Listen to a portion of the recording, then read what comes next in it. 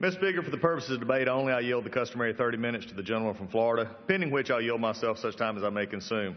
During consideration of this resolution, all time is yielded for the purposes of debate only. Without objection. Mr. Speaker, I also ask unanimous consent that all members have 5 legislative days to revise and extend their remarks and include extraneous materials on House Resolution 380 currently under consideration. Without objection, so ordered. Thank you, Mr. Speaker. I am pleased to bring this rule forward on behalf of the Rules Committee. This rule provides for a robust amendment debate on an issue of critical national importance. This rule provides for the consideration of H.R. 427, the regulations from the Executive in Need of Scrutiny Act of 2015. The Rules Committee met on this measure yesterday evening and heard testimony from both the chairman and the ranking member of the Judiciary Subcommittee on Regulatory Reform, in addition to receiving amendment testimony.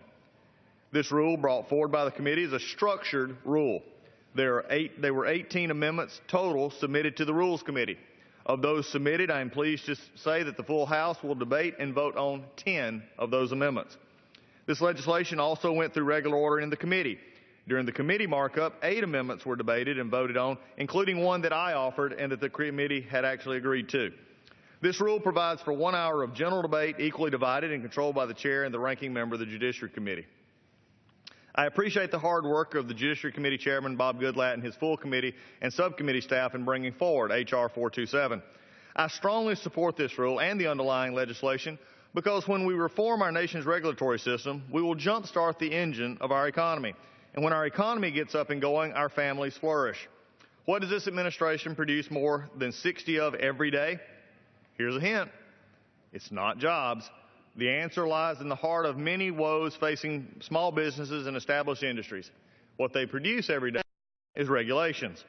The goal of any regulation should be to achieve a benefit that would not be possible without it, designed in such a fashion that the achieved benefit far outweighs the cost. But our administration has lost sight of this goal, and America's economic engine is paying the price. Our current federal government designs regulations that are often unnecessary and achieve little to no benefit, but at very high cost. The rules have become so skewed that this administration's regulators are at war with American businesses. Industries such as manufacturing, technology are fighting to compete in a global market, but first they must survive the regulatory beast that is strangling innovation and growth. This administration is legislating through regulation, yet decries the REINS Act and calls it an unprecedented requirement. When you circumvent Congress and exploit the rulemaking process in order to, 1, make law, 2, make law in contradiction to the wishes and needs of the American people, you should expect unprecedented responses. And in just the first 7 days of 2015, just the first 7 days of 2015, the administration unveiled 300 new rules.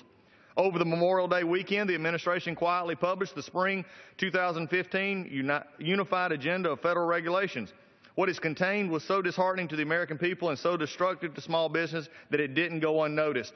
The agenda showed that the federal departments and agencies have 3,260 rules in the midst right now of the rulemaking process. Unfortunately, it's not just the sheer number of regulations that is astounding, it is also the oppressive cost.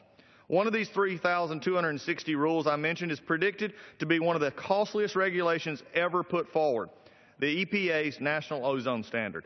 A recent analysis found the cost of this one regulation to be upwards of $140 billion and will cost my home state of Georgia over 11,000 jobs. To add insult to injury, the first line of the H.R. 427 Statement of Administrative Policy states, the administration is committed to ensuring that regulations are smart and effective and tailored to further the statutory goals in the most cost-effective and efficient manner. This is the statement from the administration on why they oppose H.R. 427. I cannot believe that a single regulation promulgated by this administration with $140 billion of cost was put forward in the most cost-effective manner. And a regulation costing 11,000 jobs in Georgia alone is hardly smart. The Statement of Administration Policy also claims that underlying legislation would create business uncertainty.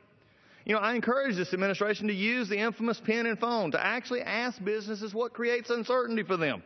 Because when small businesses across the country came to Congress last week as part of the National Federation of Independent Business Lobbying Day, their top legislative priority was regulatory relief. These are small business owners who sat with us and said, here is what we're facing in trying to give people jobs.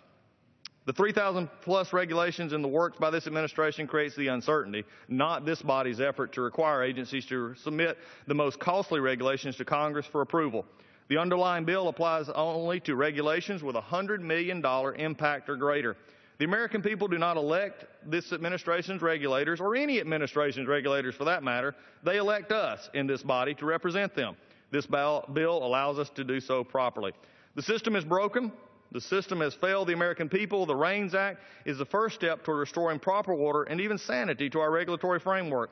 The administration states that Executive Order 13563 requires careful cost-benefit analysis, but they don't explain why only 7 rules out of the thousands had cost-benefit analysis in 2013, and only 14 rules had that in 2012. This administration's regulators have stated publicly that they're not going to sit around and wait for Congress. So much for respecting the powers enshrined in our Constitution, and thus the reason that we need this legislation and why this rule should be approved. And with that, Mr. Speaker, I reserve.